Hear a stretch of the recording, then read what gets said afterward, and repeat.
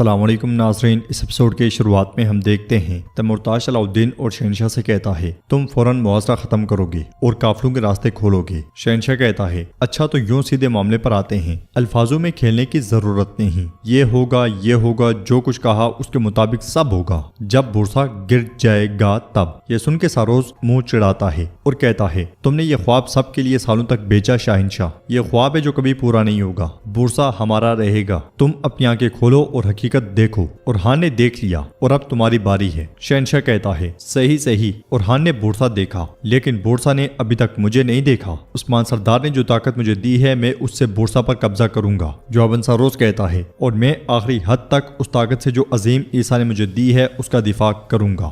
جب تک بورسا کا دفاع ہم کر رہے ہیں تم سب ہار جاؤ گے۔ علاؤالدین کہتا ہے معاملہ حل ہو گیا ہے نا، ہم نے مشورہ کیا اور جنگ پر متفق ہوئے۔ تیمورتاش کہتا ہے علاؤالدین اپنے الفاظ کو تولو اور پھر بولو، جنگ صرف بورسا تک محدود نہیں۔ علاؤالدین کہتا ہے کیا ایسا ہے؟ یہ کس حد تک پھیلے گی تیمورتاش؟ بتانا ذرا، اس کی توسیع مملوک تک ہوگی کیا؟ یہ سنتے ساتھ ہی تیمورتاش غصے سے لال ہو جاتا ہے اور شہنشاہ کہہ کے لگا کے ہنستا ہے۔ تیمورتاش کہتا ہے تم اپنی طاقت سے بڑا بول رہے ہو علاؤالدین، اس زمین پر حکمرانی کا حق مجھے حاصل ہے، مجھے کیا تم سامنے والے لشکر کو نہیں دیکھ رہے جو تم سے کہیں بڑا ہے؟ شہنشاہ کہتا ہے تم اور ساروس متحد ہو کر ہمارے سامنے کھڑے ہو اور ظاہر ہے کہ تم ان معزز حضرات کو بھی اس گندے اتحاد میں دھمکی دے کر شامل کر رہے ہو۔ تم مقدس جنگ کو روک نہیں سکتے اور اس کے نتائج اللہ کے سامنے تمہارے کندھوں پر ہوں گے۔ ساروس کہتا ہے صرف بورسا کا دفاع تمہارے قدموں تلے زلزلہ پیدا کر رہا ہے۔ یہ کہتے ساتھ وہ تھوک دیتا ہے اور کہتا ہے اگر ہم دوبارہ ایسے ہی پھونک دیں تو مجھے خوف ہے کہ کوئی بھی اپنی جگہ کھڑا نہیں رہے گا۔ بورسا میں اورحان اور اس کے ساتھی محتاط انداز میں آگے بڑھتے ہیں، دوسری طرف بازنطینی ان کی تلاش میں ہیں۔ بازنطینی سپاہیوں کو ادھر ادھر بھاگتا ہوا دیکھ کر خلیل اورحان سے کہتا ہے حضور ہمیں کسی بھی لمحے پکڑ لیا جائے گا۔ اورحان کہتا ہے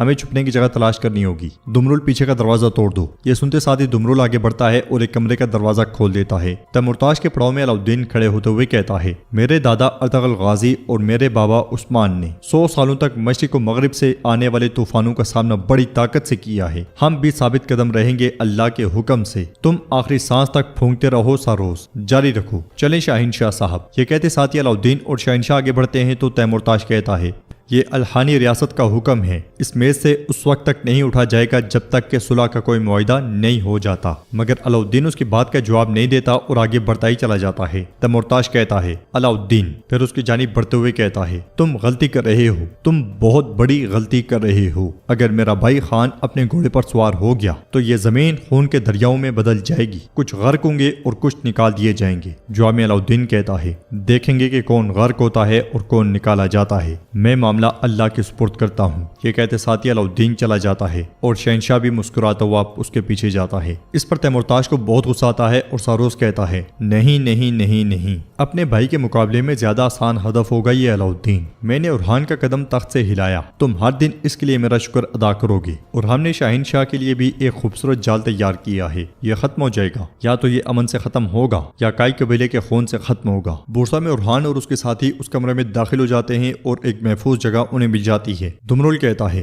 حضور آپ نے کہا تھا کہ فلاویوس حملہ کرے گا، وہ ایسا کیسے کرے گا؟ اورحان کہتا ہے بوران صاحب کے ساتھ قیدیوں کے تبادلے کے دوران وہ قرارگاہ کو بوران کی طرف موڑ دے گا اور حملہ کرے گا۔ بلبان کہتا ہے لعنت ہو اس پہ، پھر اس کے فوجیوں کا کیا ہوگا؟ کراخلیل کہتا ہے فلاویوس ابھی اپنے بھائی کے بدلے کے پیچھے ہے، وہ سپاہیوں کے بارے میں نہیں سوچے گا۔ اورحان کہتا ہے اور وہ بوران صاحب کو زندہ نہیں چھوڑے گا۔ بلبان پوچھتا ہے تو ہم بوران صاحب کو کیسے بچائیں گے؟ اور ابھی میں اپنے بارے میں تو سوچ بھی نہیں رہا۔ اورحان کہتا ہے ہم قیدیوں کے تبادلے کے دوران بوران صاحب کو اغوا کر لیں گے، ہم تینوں بھی بحفاظت باہر نکلیں گے۔ کراخلیل کہتا ہے ہم تینوں مطلب ہم تو 4 ہیں۔ اورحان کہتا ہے ہم میں سے کسی ایک کو بوران صاحب کا جھنڈا اٹھانا پڑے گا، یعنی کہ جاسوسی کرنی پڑے گی یہاں پہ۔ کیا تم میں سے کوئی رضاکار ہے؟ فکر نہ کرو، اگر حالات خراب ہوئے تو میں تمہیں نہیں چھوڑوں گا۔ وہ تینوں کے تینوں راضی ہوتے ہیں تو اورحان کہتا ہے ہم میں سے ایک کو بورسا میں رہنا ہے۔ دمرل تمہاری رومی زبان اچھی ہے، تم میرے لیے معلوم کرو گے کہ وہ بورسا میں کس راستے سے داخل ہوتے ہیں اور نکلتے ہیں، ہم تھوڑی دیر میں نکلیں گے اور تم تب تک انتظار کرو جب تک کہ حالات ٹھیک نہ ہو جائیں۔ دمرل پوچھتا ہے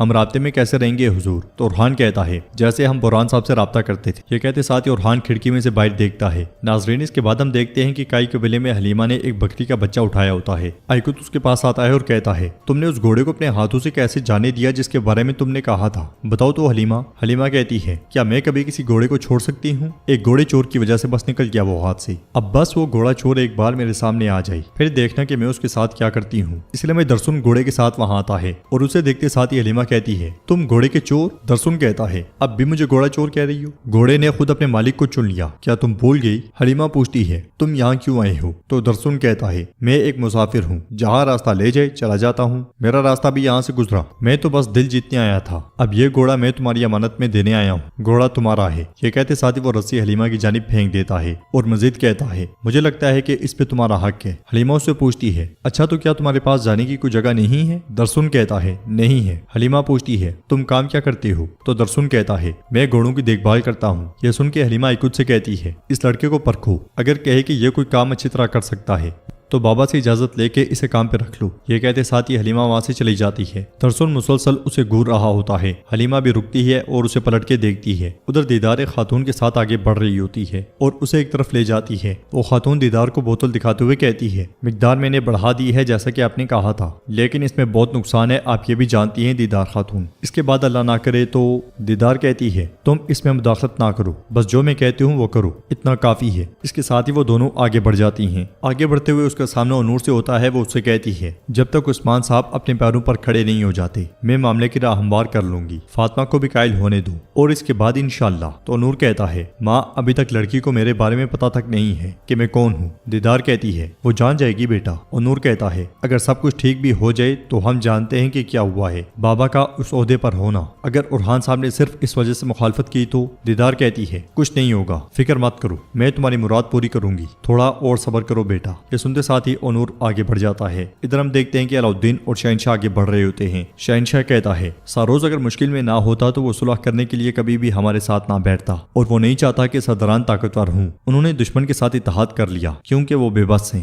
علاؤالدین کہتا ہے چونکہ الخانی ریاست نے تفرقہ پھیلانے والوں کو جمع کر لیا ہے، وہ ہم سے ڈرتے ہیں، یہ ظاہر ہے۔ شہنشاہ کہتا ہے تم نے اچھا امتحان دیا علاؤالدین، خاص طور پہ تیمور تاش کے چہرے کے وہ تاثرات جو اس نے مملوک کے بارے میں سن کر ظاہر کیے۔ عثمان صاحب فخر کریں گے، ہم جلد از جلد اللہ کے حکم سے بورسا کی دیواریں عبور کر کے نیا عالمی نظام قائم کریں گے۔ اس لیے ایک سپاہی ان تک پہنچتا ہے اور خبر شہنشاہ کو دیتے ہوئے کہتا ہے ارحان صاحب کی طرف سے خبر ہے۔ شہنشاہ خبر کھول کے پڑھتا ہے اور کہتا ہے ارحان کا کہنا ہے کہ قرارگاہ پر احتیاطی تدابیر اختیار کر لیں، حملہ ہونے والا ہے، ہم ویسے بھی حالت جنگ میں ہوتے ہوئے تدابیر کو نہیں چھوڑ سکتے۔ علاؤالدین کہتا ہے وہ تو ٹھیک ہے، لیکن اسے یہ معلومات کہاں سے ملی؟ تو شہنشاہ کہتا ہے یہ یقیناً ارحان کا اپنا ماخذ ہوگا، وہ پرسکون رہتا ہی نہیں، تم جانتے ہو، اس کا ذہن اب بھی محاصرے میں الجھا ہوا ہے۔ اب علاؤالدین یہاں سے ہمارا راستہ جدا ہوتا ہے، تم قبیلے کی طرف اور میں قرارگاہ کی طرف واپس جاؤں گا، اپنے بابا کو اکیلا مت چھوڑنا، انہیں میرا سلام کہنا۔ یہ کہتے اور سنتے ساتھ ہی وہ دونوں اپنے اپنے راستے روانہ ہو جاتے ہیں۔ ادھر قبیلے میں گونجا ایک دوا پینے ہی لگتی ہے کہ دیدار وہاں داخل ہوتی ہے تو گونجا اسے کہتی ہے معاف کرنا دیدار خاتون،